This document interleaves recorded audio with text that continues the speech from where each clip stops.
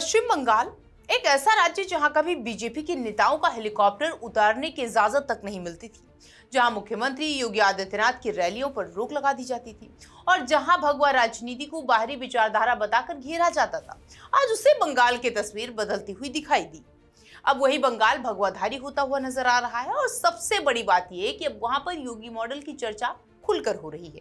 जैसे ही बीजेपी ने बंगाल की राजनीति में फायर ब्रांड नेता शुवेंदु अधिकारी को बड़ी जिम्मेदारी सौंपी, वैसे ही टीएमसी के दबंग नेताओं और गुंडों के खिलाफ कार्रवाई का दौर तेज हो गया। जिस बंगाल में कभी कानून व्यवस्था पर सवाल उठते थे, वही अब सख्ती की नई पटकथा लिखी जा रही है और ये सख्ती बिल्कुल उसी अंदाज में दिखाई दे रही है जैसा उत्तर प्रदेश में योगी सरकार के दौरान देखने को मिलती है। याद कीजिए, उत्तर प्रदेश में योगी आदित्यनाथ की सत्ता संभालते ही सबसे पहले क्या संदेश दिया गया था? कानून से ऊपर कुछ नहीं।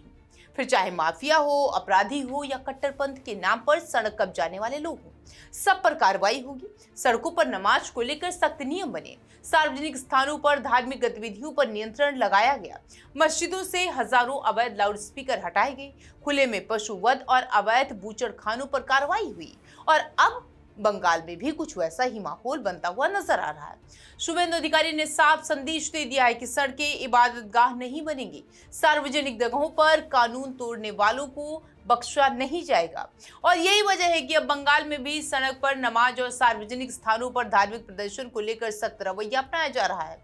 बीजेपी इसे कानून व्यवस्था और सम्मान नियम का बात कर रही है, जबकि विपक्ष उसे ध्रुवीकरण की राजनीति बता रहा है। लेकिन जनता के बीच में चर्चा एक ही है कि क्या बंगाल अब यूपी मॉडल की तरह बढ़ रहा है।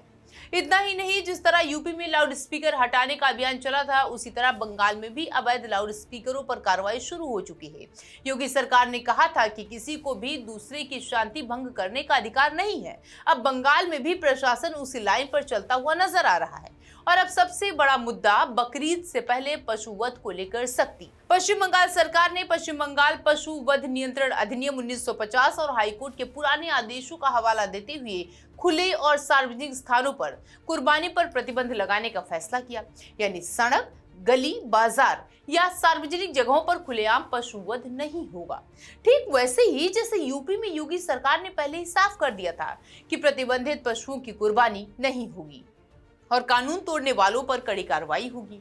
योगी सरकार ने साफ कहा था कि नमाज केवल मस्जिदों और ईदगाह परिसरों में ही होगी, सड़क जाम करके इबादत नहीं की जाएगी, इसकी इजाजत नहीं दी जाएगी। अब बंगाल में भी उसी तरीके की प्रशासनिक सख्ती देखने को मिल रही है। यही वजह है कि बीजेपी समर्थक इसे यूपी मॉडल का विस्तार बता रहे हैं। अब सवाल यहाँ पर यह है कि क्या बंगाल सच में बदल रहा है?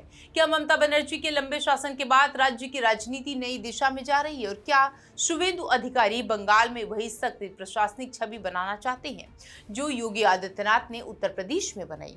फिलहाल तस्वीरें, फैसले और बयान ये सब यही संकेत दे रहे हैं कि बंगाल की राजनीति अब पुराने ढर्रे पर नहीं चलने वाली है और आने वाले दिनों में ये खासकर बकरीद और उनके बाद बंगाल में कानून व्यवस्था और प्रशासनिक सख्ती को लेकर और बड़े फैसले देखने को मिल सकते हैं, क्योंकि शुरुआत हो चुकी है और अब सबकी नजर इस पर है कि बंगाल में योगी मॉडल कितना आगे जाता है।